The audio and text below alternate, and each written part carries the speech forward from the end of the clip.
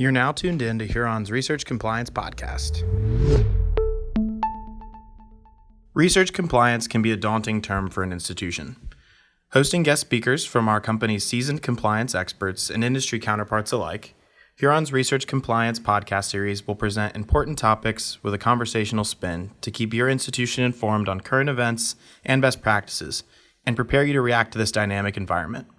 Expect engaging discussions surrounding clinical research billing, the impact of foreign influence on research, and more. Hi, everyone, and thank you for tuning in to Huron's Research Compliance Podcast. From research coordinators to clinical trial office administrators to hospital billing managers, there are many parties responsible for important pieces of information that ultimately drive submission of medical bills resulting from clinical trials. The extent to which these units work together to ensure the bills are submitted correctly and to the proper payers is an important indicator of the effectiveness of an institution's clinical research billing compliance program, and ultimately, their level of risk of audit findings or loss of revenue. My name is Hank LaFleur, an associate with Huron's Research Services practice. Today, we'll be speaking with an industry expert on clinical research billing compliance. It is my pleasure to introduce our guest today, Leah Guidry, a managing director in our research services practice. Welcome, Leah. Thanks, Hank. I'm happy to be here. Thank you for having me on. So before we get started, perhaps you could share a bit about your background with us.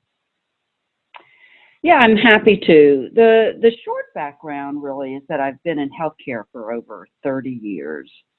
And 20 of that has been in professional services, first as a healthcare attorney and then at Huron as a consultant. And my career at Huron has been incredibly rewarding in that it's afforded me the opportunity to help bring together two facets of my prior career, the healthcare and the law. And it also affords me the opportunity to help our clients develop the right processes to comply in what is really a very heavily regulated environment, both healthcare delivery and then you overlay that with research. It's just been incredibly rewarding to be able to bring my background to find some solutions for our clients. So speaking of these clients, we've seen billing compliance become a big point of conversation amongst institutions and industry professionals. Leah, what are some of the ways that institutions can take a pulse on their level of risk? Well, there's a variety of ways, and one is may seem obvious is to conduct a probe audit. It's the most direct way to analyze if you've got billing risk. But it really may not be adequate to tell you what you need to know. So I like to start with clients by doing a process assessment. And that is to compare the actual process that the client is using to a recommended process or a best practice. And the key in that is to ensure that you are getting the sequence right, that the pre-award steps are in the proper sequence, and the post-award steps are in the proper sequence.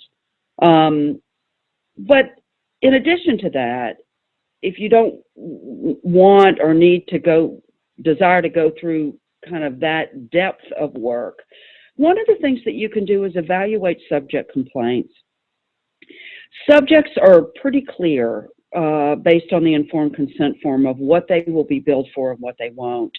And if they're complaining to their research coordinator, their research nurses, or their PIs about bills that they received that they didn't think that they should, it can be an indicator of billing problems. And so evaluate that and assess that by talking to the people on the front line in the clinical trial.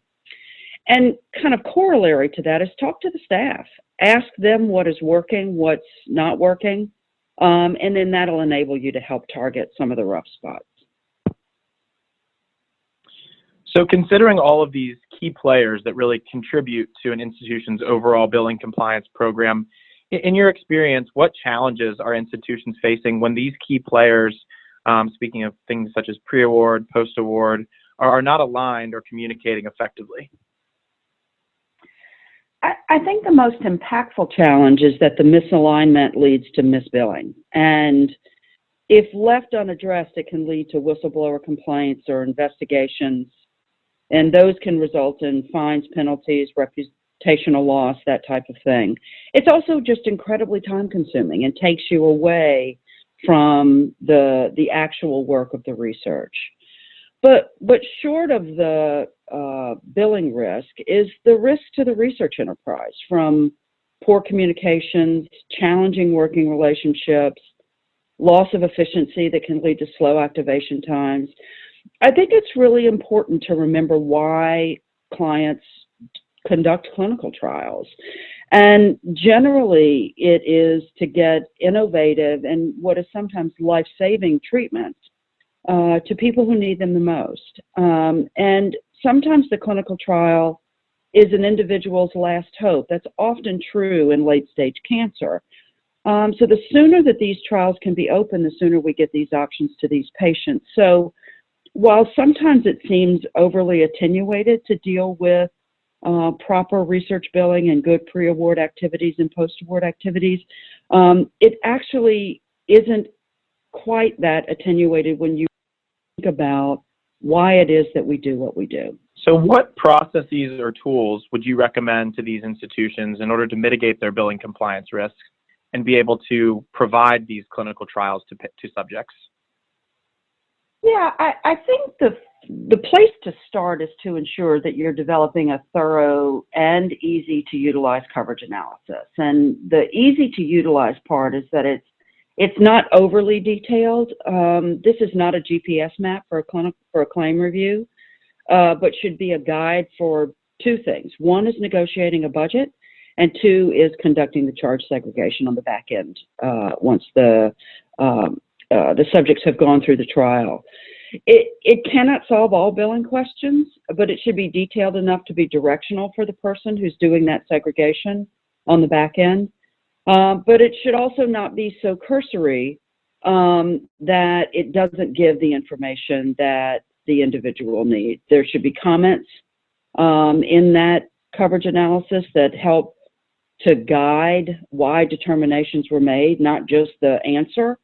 It should give the work of how you got to that answer or why that answer was the right one, and provide some insight into that analytical process. Also, easy to access underlying documents. This is maybe a little bit of my legal training, but I think when questions arise, the best thing to do is to go back to the source documents. I think it's the quickest way to resolution about that analytical process, and helps to determine if that analysis went awry in some way, and something shouldn't have happened the way that it happened, or that answer on that coverage analysis is wrong. So going back to those source documents is sometimes the quickest way to resolution. And also having developed communication pathways between research teams and billing teams. Some of the best administrative and compliance people that I know help bring people together in points in a process and give them the environment to outline the processes and methods that they're using for their decision making, so that there's insight gained on all ends of that process map, and give those environments and the situations for people to talk through challenges that they're having and allow them to come up with creative solutions. So creating the environment for those problem resolution is really helpful. So many of the problems in clinical research billing we find really boil down to lack of understanding and miscommunications, and so these environments are incredibly helpful. So when research sites feel that they need a little additional help, can you tell us a little bit about the services that our Huron experts can provide for institutions facing challenges related to their clinical research billing? Sure. Let me give kind of a variety of services that we offer.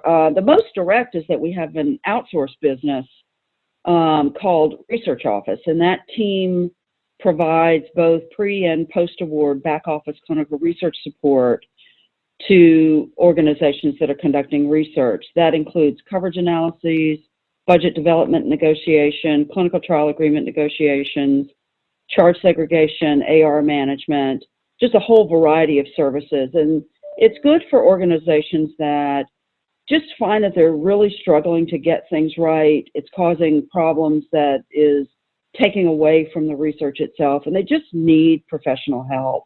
And they'd rather than hiring the people and training them and keeping them up to speed, they'd rather just outsource it. So that's a good option for some clients. But for those that already have the people in the process that they feel they need, we also provide the audit and review services to do the probe auditing that I talked about earlier, to evaluate if there's a problem, and a full audit and overpayment review, and help to calculate that repayment if needed. And in addition to those services, we provide support for government negotiations, obviously with the support of outside legal counsel or in-house legal counsel to do that, but we can help with quantifying that repayment. And then kind of in between all that, we also provide assessment services and performance improvement to evaluate where you are, where the client is in that process, evaluated against those best practices that I was talking about earlier, and then targeting improvement to ensure that you've got the right process in place at the right points in time so that it's not throwing off some problems at the back end that can lead to those significant problems like investigations and overpayments. So are there any new research billing trends, tools, topics that industry professionals should be on the lookout for in the current environment? Yeah, so I think if you have the right people and the right processes in place, the next most effective tool is the right technology. And having a functioning clinical trial management system can be really a critical tool in effective billing. But also just the effective management of the clinical trial itself, and having the data, the subjects, the regulatory tracking, all of that is handled in a well-functioning clinical trial management system.